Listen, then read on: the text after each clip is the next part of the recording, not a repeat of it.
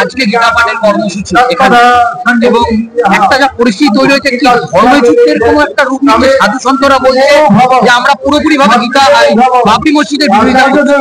দেখুন, বিষয় হচ্ছে যে তৃণমূল কংগ্রেস পরিকল্পিতভাবে এই হুমায়ুন কবিরকে দিয়ে এই বাবরি মসজিদের বিষয়টা এই কারণে তুলেছে যাতে এই 5 লক্ষ কণ্ঠে গীতা পাঠের কার্যক্রম নষ্ট হয়ে যায়। সারা রাজ্য জুড়ে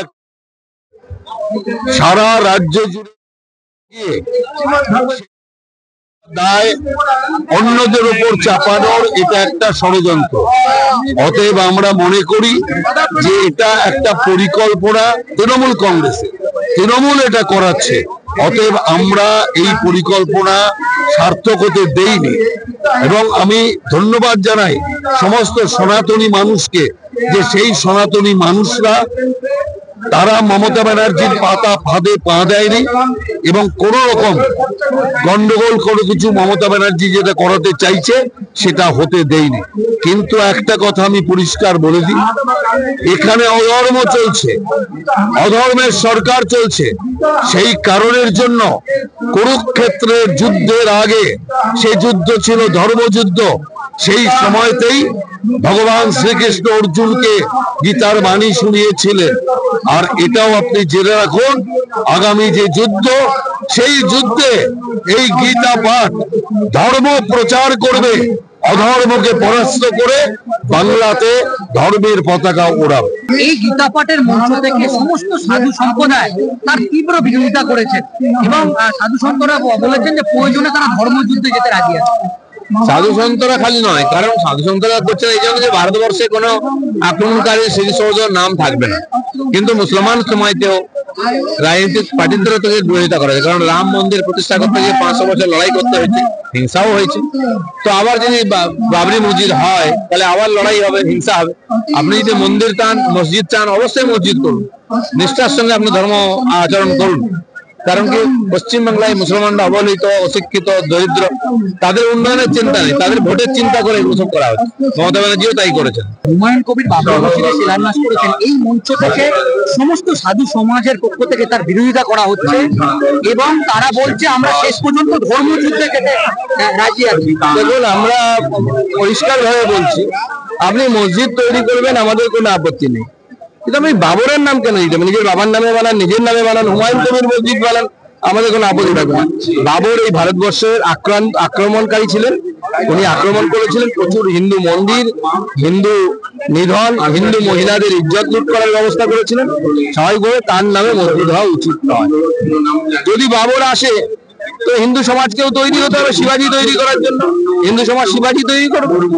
প্রশ্নটা তো হিন্দু মুসলমানের নয়, প্রশ্ন মন্দির মসজিদের নয়। রাজ্যে একটা বাবরের সরকার চলে, তো বাবরি মসজিদের শিলান্যাস এটা হুমায়ুন কবির করেন, এটা তৃণমূল কংগ্রেস করেছে পরিকল্পিতভাবে। তৃণমূল কংগ্রেস এখানে বিভাজনের রাজনীতিকে প্রতিষ্ঠিত করবার জন্য বাবরি মসজিদে শিলান্যাস করলেন হুমায়ুন কবির। এই মঞ্চ থেকে সমস্ত সাধু সন্ত সমাজ তার বিরোধিতা করছে, এবং তারা তাদের বক্তব্য যে তারা শেষ পর্যন্ত ধর্মের যুদ্ধ যেতে রাজি আছে। কি বলবেন? দেখুন, প্রশ্নটা তো হিন্দু মুসলমানের নয়, প্রশ্ন মন্দির মসজিদের নয়। রাজ্যে একটা বাবরের সরকার চলে, তো বাবরি মসজিদের শিলান্যাস এটা হুমায়ুন কবির করেন, এটা তৃণমূল কংগ্রেস করেছে পরিকল্পিতভাবে। তৃণমূল কংগ্রেস এখানে বিভাজনের রাজনীতিকে প্রতিষ্ঠিত করবার জন্য সাধু সন্তরা তার সম্পূর্ণ বিরোধিতা করছেন, এবং সাধু সন্তরা কেন করবে? আমরাও তো করছি। ভারতবর্ষের মানুষের, বাংলার মানুষের করা উচিত। বাবর কে? তার নামে মসজিদ হবে, এবং সেটা দাঁড়িয়ে দাঁড়িয়ে উপভোগ করছে বাংলার প্রশাসন, বাংলার শাসক দল। কি চাইছে এরা জানি না, কারণ মুখ্যমন্ত্রী যেখানে এই রেড রোডে দাঁড়িয়ে হিন্দু ধর্ম সম্বন্ধে ওই জঘন্য শব্দ ব্যবহার করেন, এবং তার মন্ত্রীরা তার থেকেই বোঝা যায়। পশ্চিমবঙ্গে কি একটা ধর্মযুদ্ধের পরিস্থিতি তৈরি হচ্ছে? কালকে তো টিএমসি কর্মসূচি ছিল। এই গীতাপাঠ তো কবে থেকে, কত 6 মাস আগে থেকে আজকে গীতাপাঠ হওয়ার কথা তৈরি হয়েছিল, পরিকল্পনা ছিল। এটা অরাজনৈতিক কর্মসূচি। আমরা অরাজনৈতিক ভাবে এখানে এসেছি, আমাদের শিকড় যেখানে আছে শিকড়ের টানে এসেছি আমরা এখানে। আর কালকে যেটা হয়েছে সেটা তো পরিষ্কার ভাবে বোঝা গেছে তৃণমূল পুরোপুরি ভাবে ষড়যন্ত্র করে সমীকরণ হিসাবে বাবরি মসজিদের হাওয়া তুলেছে হুমায়ুন কবিরকে দিয়ে। তারা কি গ্রেপ্তার করতে পারতো না? একটু সোশ্যাল মিডিয়ায় ছোট্ট পোস্ট করলে গ্রেপ্তার হয়ে যায়। আজকে হুমায়ুন কবির এত বড় করছে, লোক তো দূর থেকে এত লোকের সমাগম হচ্ছে, পুলিশ কিচ্ছু করতে পারলো না, পুলিশ অ্যারেস্ট পর্যন্ত করলো না। পরিষ্কার হয়ে যাচ্ছে যে মাইনরিটি ভোটকে একসাথে করবার জন্য মুখ্যমন্ত্রী মমতা বন্দ্যোপাধ্যায় হয়তো নিয়ে যাননি, কিন্তু ওনার আত্মা, ওনার সবকিছু ওখানে রয়েছে। আজকের এই গীতাপাঠের কর্মসূচিতে মুখ্যমন্ত্রী মমতা বন্দ্যোপাধ্যায়কে ইমেল করে আমন্ত্রণ পাঠানো হয়েছে, কিন্তু এখনো পর্যন্ত সাধু সন্তদের পক্ষ থেকে বলা হয়েছে উনি যদি আসেন সব রকম প্রস্তুতি, তারপরে সেখানে এখনো কোনো ছাড়া পাওয়া যায় না। এটাই বলবো যে একদিকে জগন্নাথ ধাম তৈরি হচ্ছে, হিন্দুত্বের হাওয়া তুলেছিলেন, আর অন্যদিকে আজকে গীতাপাঠের কর্মসূচি, এটা কোনো অরাজনৈতিক কর্মসূচি, সেখানে উনি আসতে পারছেন না। তাহলে উনি হিন্দুদের জন্য, সনাতনদের জন্য কি ছেড়ে গেছেন? কিচ্ছু ছেড়ে উনি যাননি। উনি পুরোটাই, ওনার মন, ধ্যান, প্রাণ, আত্মা পুরোটাই কালকে পুরো রাখা ছিল মুর্শিদাবাদে, যেটা দেখেছি।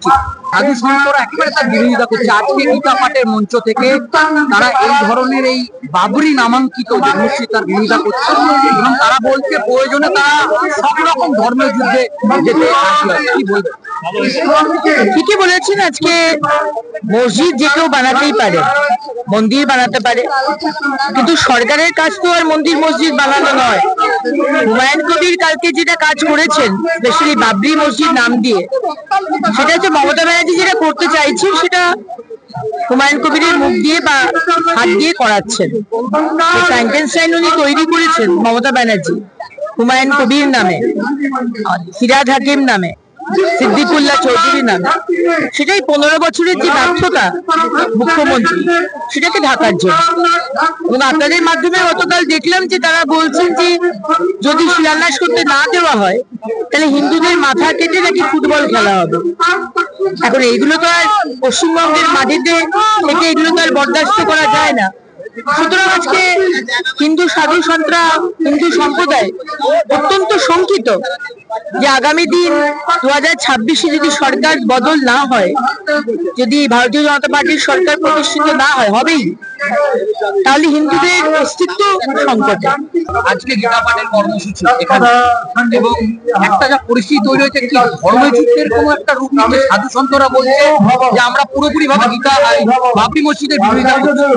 দেখুন, বিষয় হচ্ছে যে তৃণমূল কংগ্রেস পরিকল্পিতভাবে এই হুমায়ুন কবিরকে দিয়ে এই বাবরি মসজিদের বিষয়টা এই কারণে তুলেছে যাতে এই 5 লক্ষ কণ্ঠে গীতা পাঠের কার্যক্রম নষ্ট হয়ে যায়, সারা রাজ্যে লাগে।